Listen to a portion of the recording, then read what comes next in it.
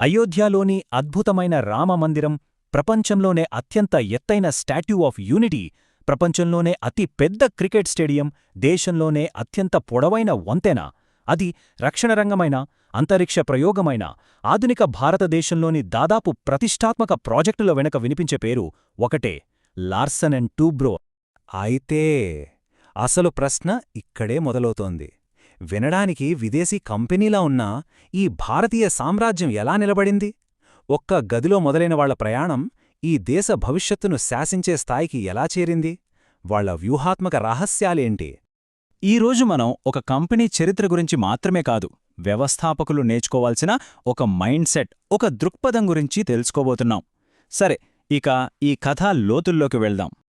ప్రతి గొప్ప కథకు ఒక ఆరంభం ఉంటుంది.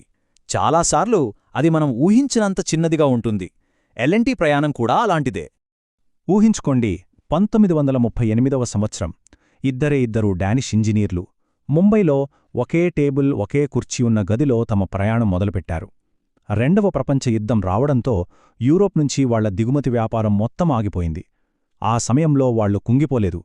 తమ ఇంజనీరింగ్ తెలివితో దెబ్బతిన్న యుద్ధనౌకల్ని రిపేర్ చేయడం మొదలుపెట్టారు.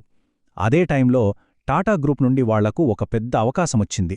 ఆ అవకాశాన్ని రెండు చేతులా అందిపుచ్చుకుని విజయవంతంగా పూర్తిచేసి టాటాల నమ్మకాన్ని గెలుచుకున్నారు. గమనించండి, ఇక్కడే మొదటి అత్యంత ముఖ్యమైన పాఠముంది. సంక్షోభమనేది ఒక పరీక్ష లాంటిది. కొందరు దాన్ని చూసి భయపడి పారిపోతారు, కాని విజేతలు మాత్రం దాన్ని ఒక అవకాశంగా మార్చుకుంటారు.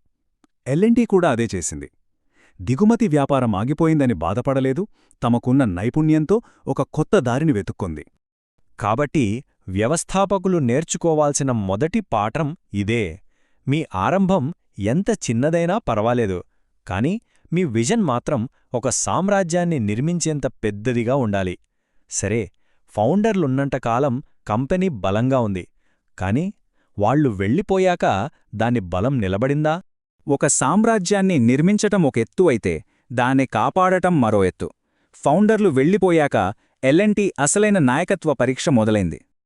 1978లో లార్సన్ రిటైర్ అయ్యారు. 1982లో టూబ్రో కూడా చనిపోయారు.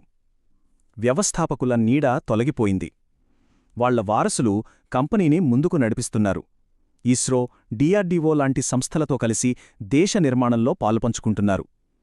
కంపెనీ ఎదుగుతోంది, కానీ అదే సమయంలో కొన్ని పెద్ద తిమింగలాల కంటపడింది. ఇది ఒక టర్నింగ్ పాయింట్. గుర్తుంచుకోండి, నాయకత్వం అనేది ఒక కిరీటం కాదు, అదొక బాధ్యత. ప్రశాంతంగా ఉన్న సముద్రంలో ఎవరైనా ఓడ నడపగలరు, కాని తుఫాను మధ్యలో ఓడను నడిపినవాడే అసలైన నాయకుడు.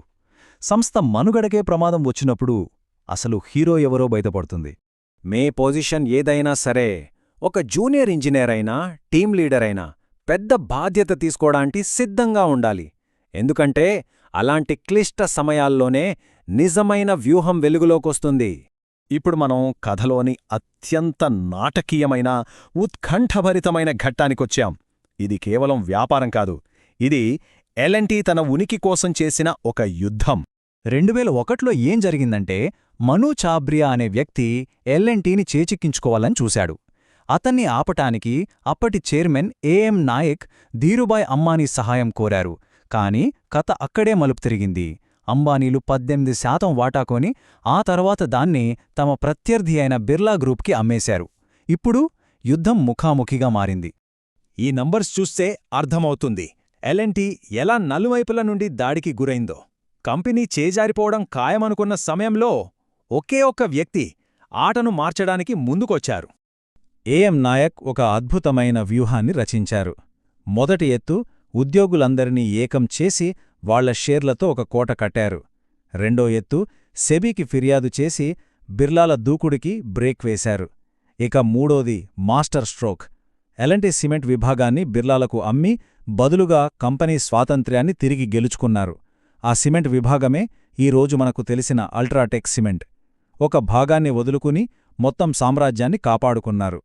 నాయక్ కేవలం ఆ ఒక్క యుద్ధంలో గెలవలేదు, భవిష్యత్తులో అలాంటి యుద్ధమే రాకుండా కంపెనీ నిర్మాణాన్ని మార్చేశారు. అసలైన వ్యూహమంటే ఇదే. ఇది గెలిచిన తర్వాత ఎల్ఎన్టీ తన ప్రయాణాన్ని ఎలా కొనసాగించింది? సంక్షోభం నుండి బయటపడ్డాక ఎల్ఎన్టీ ఇప్పుడు మరింత బలంగా మరింత స్వేచ్ఛగా ఉంది. ఇక వాళ్ళని ఆపేవారే లేరు. వాళ్ళ అసలైన దేశ నిర్మాణ పర్వం మొదలైంది. ఆ కార్పొరేట్ యుద్ధం తర్వాత స్టాచ్యూ ఆఫ్ యూనిటీ, రామమందిరం, క్షిపణులు, జలాంతర్గాములు ఒక్కటేమిటి, ప్రతి రంగంలోనూ ఎల్ఎన్టీ తనదైన ముద్ర వేసింది.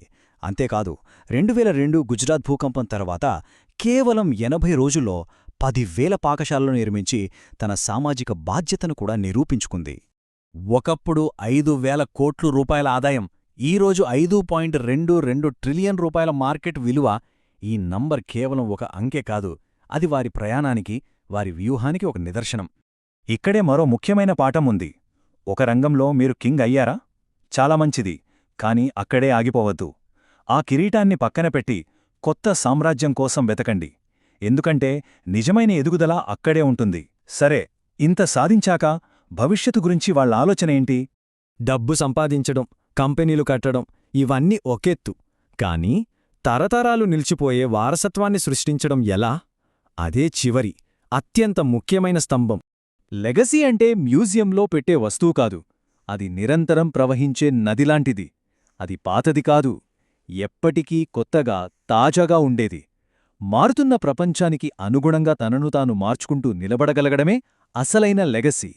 దీనికి అసలు కారణమేంటంటే, వాళ్ళు డెన్మార్క్ నుండి వచ్చినా వాళ్ల గుండె మాత్రం ఈ దేశం కోసమే కొట్టుకుంది. వాళ్ళిక్కడికొచ్చింది కేవలం వ్యాపారం చేయడానికి కాదు, ఒక ఇంటిని, ఒక భవిష్యత్తును నిర్మించుకోడానికి. ఆ నిబద్ధతే ఈరోజు ఎల్ఎన్టీని నడిపిస్తోంది. చివరిగా మనం గుర్తుంచుకోవలసిన అత్యంత ముఖ్యమైన పాఠం: ప్రాడక్ట్స్ మారుతాయి, టెక్నాలజీ మారుతుంది, లీడర్స్ కూడా మారుతారు. కాని తరతరాలుగా మారకుండా ఉండేదొక్కటే ఆ కంపెనీ ఆత్మ, దాని ఆలోచనా విధానం. అదే దాన్ని సజీవంగా ఉంచుతుంది. కాని ఇక్కడితో కథ ముగియలేదు. సరే, ఈ మొత్తం ప్రయాణం నుండి మనం నేర్చుకోవాల్సిన 3 ముఖ్య సూత్రాలు: 1. మీ ఆరంభాన్ని కాదు, మీ విజన్ని నమ్మండి. 2. కల్చర్ని నిర్మించండి, లాభాలు అవే వస్తాయి. 3. స్వల్పకాలిక లాభాల కోసం చూడకండి, దీర్ఘకాలిక ఆట ఆడండి. చివరిగా, ఎల్ఎన్టీ కథ కేవలం ఒక కంపెనీ కథ కాదు, అది మీ కథ కూడా కావచ్చు. ఇదొక దేశాన్ని నిర్మించిన కథ, అలాగే ఇది మిమ్మల్ని మీరు నిర్మించుకోవడానికి కూడా ఒక పాఠం. जय हो, जय हो,